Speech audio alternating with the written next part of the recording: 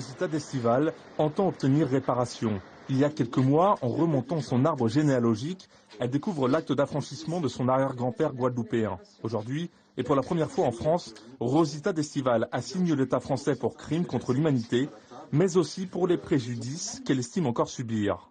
Je considère que je subis toujours les préjudices. Et je veux retrouver la mémoire, en fait.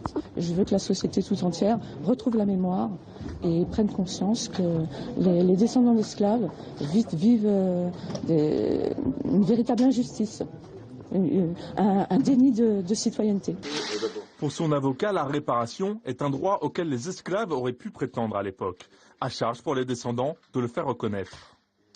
Pour ma part, c'est un combat judiciaire qui est fondé sur le fait que lorsque l'on reconnaît qu'on a causé un préjudice à quelqu'un, qu'il y a un lien de causalité entre un dommage éventuel avec ce préjudice, eh bien, il faut qu'il soit réparé. Ça fait partie des fondamentaux du droit civil en matière de réparation. Je ne vois pas pourquoi, en France, il y aurait une exception.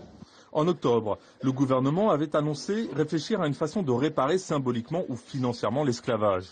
Depuis, les associations sont restées sans nouvelles.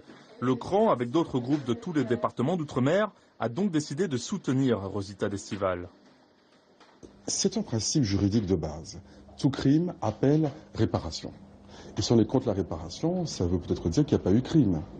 Donc la loi Taubira dit que c'est un crime, que l'esclavage, un crime contre l'humanité, et j'ai envie de dire un crime parfait.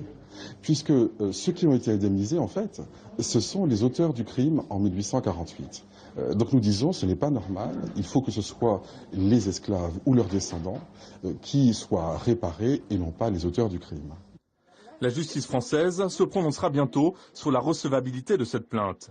De son côté, le CRAN fera appel à un collège d'experts pour établir l'évaluation des préjudices moraux et matériels liés à l'esclavage.